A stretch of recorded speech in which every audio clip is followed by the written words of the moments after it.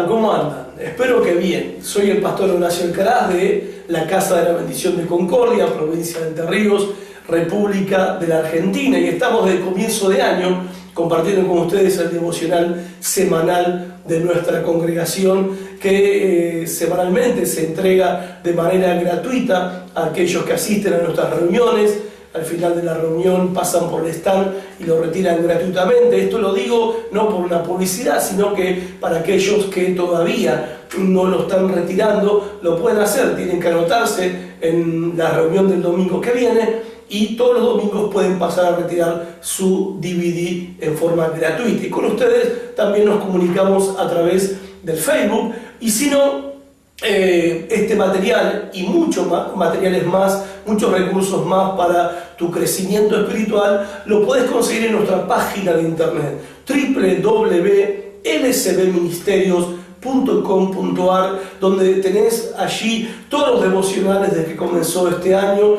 También tenés subidos a la página los programas de radio, de nuestro programa Transformación, que sale vía online los días viernes a las 13:30 y por aire en dúplex por 2 radios acá en la zona de Concordia y Salto Grande. Y también tenés el mensaje de cada domingo transcrito el día lunes, palabra casi por palabra. Nos tomamos el trabajo de hacer eso para compartirlo con ustedes, y otros recursos bíblicos más que lo puedes encontrar ahí en nuestra página, en nuestro canal de YouTube y en nuestra biblioteca virtual. Todo esto para poder llegar a ser nosotros una especie de bendición para ustedes y brindarles un servicio para el crecimiento de la fe de cada uno de ustedes. Así que visítennos en nuestra página www.lcbministerios.com.ar. Hoy vamos a ver la segunda clave de la influencia de la iglesia en la comunidad. Ayer vimos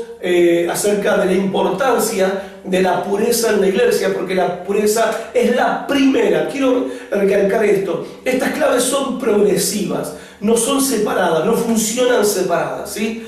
Ahora, hoy vamos a hablar acerca del poder. Por eso te dije ayer, eran 5P: pureza, poder, persecución, persistencia y productividad. Y vamos a hablar del poder, pero el poder solamente es posible, el verdadero poder solamente es posible cuando hay pureza en la iglesia.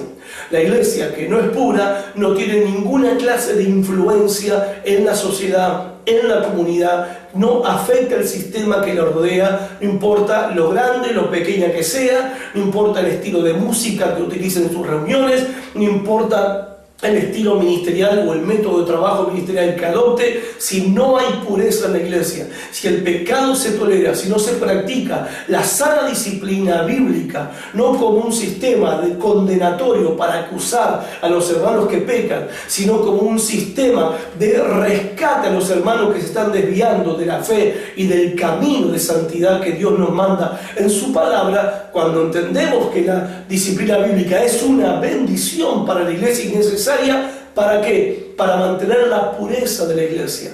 Porque la primer clave de la influencia de la iglesia hacia la comunidad es que la iglesia sea pura. El pecado no debe ser tolerado en la iglesia. No es que lo de afuera se nos meta adentro. Estamos nosotros para influenciar el mundo que nos rodea. Y la primera cosa que es importante y que es vital, el primer principio que la iglesia tiene que mantener en alto y practicar, y la iglesia sos vos y soy yo, es la pureza. El segundo principio es el poder. Estamos en Hechos capítulo 5 y vamos a leer el versículo 12. Del versículo 1 al 11 vemos cómo Dios trató con el pecado cuando se introdujo en la iglesia. Satanás sabía que a través de la infiltración del pecado en la iglesia iba a perder relevancia, iba a perder influencia, iba a perder el poder de afectar al entorno que lo rodeaba. Dios trató con el pecado de manera drástica para ilustrar la valoración que Dios tiene, lo que Dios piensa y cómo Dios ve el pecado, y lo sigue viendo así hasta el día de hoy. Ahora, ¿qué vemos como consecuencia de una iglesia pura? Vemos que es una iglesia poderosa. Versículo 12 dice: y por la mano de los apóstoles se hacían muchas señales y prodigios en el pueblo, y estaban todos unánimes en el pórtico de Salomón. Dice el verso 13: de los demás ninguno se atrevía a juntarse con ellos, mas el pueblo los alababa grandemente. Eso es influencia. Y los que creían en el Señor aumentaban más, gran número, así de hombres como de mujeres. Eso es influencia. Tanto que sacaban los enfermos a las calles y los ponían en camas y lechos, para que al pasar Pedro, a lo menos su sombra cayese sobre alguno de ellos.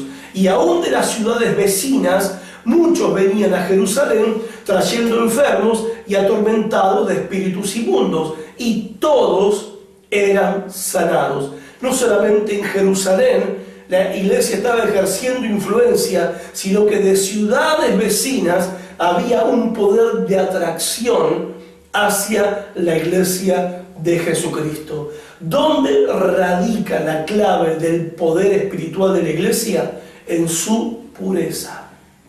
En su pureza. Y déjame decirte algo: donde hay poder, pero no hay pureza, déjame cuestionar ese poder. Déjame tener serias dudas con respecto a ese poder. Algunos dicen: lo que pasa es que Dios confirma su palabra. Pero me permito dudar de esa expresión. Me permito dudar de esa expresión.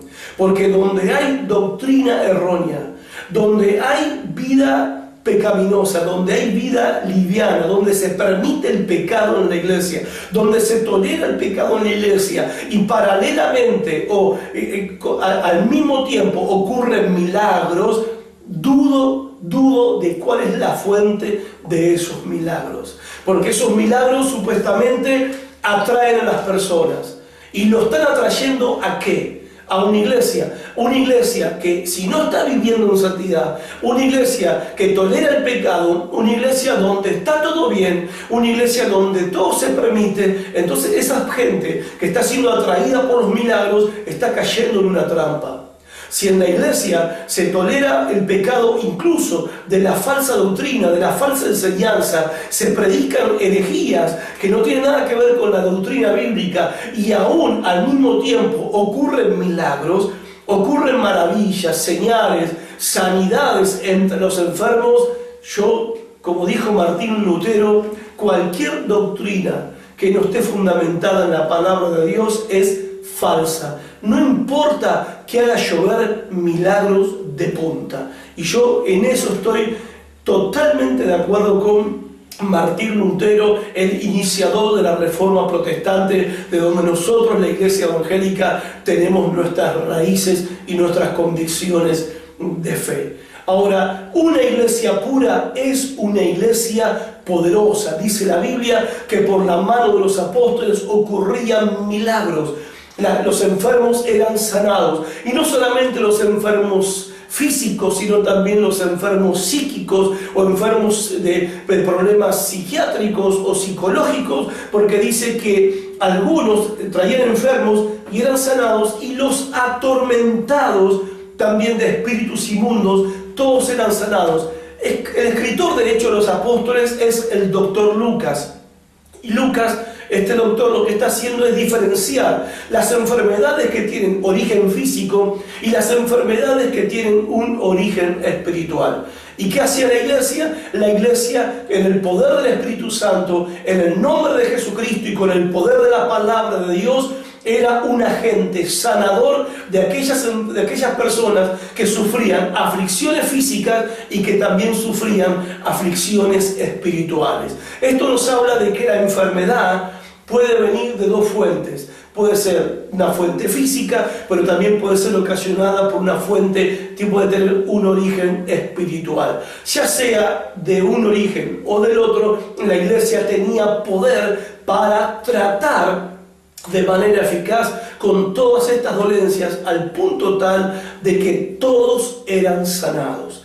Ahora, déjenme volver un poquito a la idea al tema principal de la serie de esta semana: la iglesia, su influencia en la comunidad, su influencia en la sociedad. Este poder era una influencia, este poder, mejor dicho, la iglesia influenciaba a la comunidad a través de este poder que estaba en la iglesia como consecuencia de que era una iglesia pura. El poder de Dios, los milagros, las maravillas, eran con el fin de influenciar a la comunidad, de influenciar a la sociedad, al punto tal de ciudades vecinas venían a Jerusalén para que los apóstoles ministraran a las personas y fueran sanadas. Quiero hacer un punto acá, ¿sí? un paréntesis. El poder no era utilizado como un marketing, no era utilizado por los apóstoles como un marketing espiritual. El poder no era un fin en sí mismo. Los milagros no eran un fin en sí mismo, sino que eran un medio para alcanzar un fin. ¿Y cuál era ese fin? Influenciar a toda la comunidad a través de la verdad del Evangelio. Cuando vemos a Jesús haciendo milagros y sanando a los enfermos, libertando a los atormentados de espíritus inmundos, vemos que en primer lugar Jesucristo lo hacía con una fuerte compasión por los dolientes, una fuerte compasión por los que sufrían, se compadecía por ellos, pero no lo hacía como un medio para promocionar su ministerio. Es más, podés leer en los evangelios las veces que Jesús les recomendaba a cada uno que era sanado, a cada uno que era liberado de tormentos diabólicos, les encarecía que no se lo cuenten a nadie.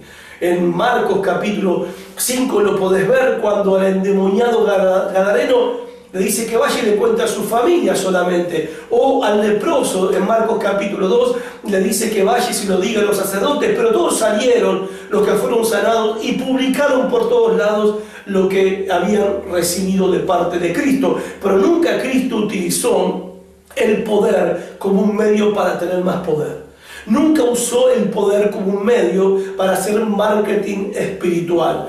Entonces, es verdad que su compasión lo movía, pero también es verdad que él ejercía ese poder para que las personas estuvieran atentos a sus palabras. Él sabía que los milagros no solamente suplían necesidades reales de las personas sufrientes, sino que también eran una poderosa herramienta divina para llamar la atención, para despertar las conciencias dormidas, para que los corazones cerrados se abran, para que los espíritus aletargados se despierten, para que la semilla de la palabra del Evangelio pueda ser sembrada en los corazones. Cristo hizo milagros para que la gente lo escuchara. Aún así, después que la gente lo escuchaba, entonces muchas de esas personas que habían recibido milagros tristemente se alejaban de Jesús después de escuchar su enseñanza y escuchar sus palabras. Hoy tuve una experiencia hablando con una persona que hace aproximadamente casi 40 años atrás, más o menos 40 años atrás, no un poco más, en el año 69, 45 años atrás aproximadamente, él fue testigo de lo que fue acá en Concordia la famosa Cruzada de la Fe, un movimiento que se generó en ese tiempo, en esa época, que una de las señales maravillosas de ese movimiento cristiano evangélico eran los milagros, las sanidades, las maravillas que ocurrían. Él me contaba que era muy chico cuando su papá lo llevó a la Cruzada de la Fe. Es más, él era el padre de este hombre, que era chico en ese momento, era uno de los organizadores de esta cruzada, de esta campaña de evangelización que se realizó en la ciudad de Concordia, en un terreno baldío, en un área que era periférica en ese momento en la ciudad de Concordia, de donde explotó un avivamiento que nadie esperaba, que nadie había planeado, pero explotó un avivamiento y que estaba marcado por esto de milagros y señales. Y él me contaba Él me contaba hoy de las cosas que él había visto: paralíticos caminar, gente lisiada volver a recuperar las habilidades y capacidades motrices, sanidades y milagros de todo tipo. Mientras me lo contaba, sus ojos se llenaban de lágrimas, porque él, después de haber visto todo eso y haber sido testigo de todo eso y haber sido parte de la iglesia en ese momento, incluso llegó a ser maestro de la escuela dominical enseñando a niños la palabra de Dios, hoy tristemente está alejado de los caminos de Jesucristo. Tristemente está alejado de los caminos del Señor, y tenía la oportunidad de hablar con él y preguntarle por la salvación de su alma. ¿Qué piensa él de su estado espiritual delante de Dios? ¿Qué piensa él de cómo él va a arreglar sus cuentas con Dios, habiendo sido testigo de tantos milagros, pero ahora, como me lo dijo en sus propias palabras, viviendo como alguien del mundo, como alguien común y corriente, como una persona que nunca hubiera conocido el Evangelio?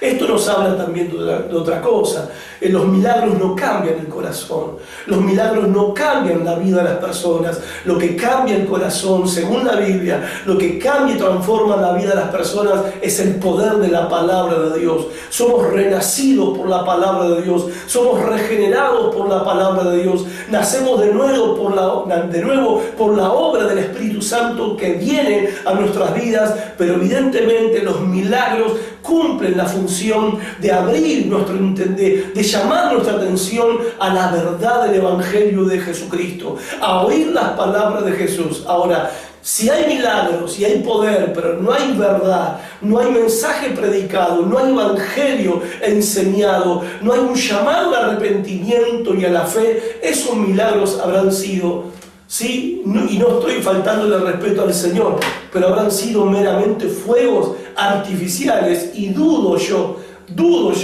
de que si esos milagros realmente provenían de una fuente santa, de una fuente divina.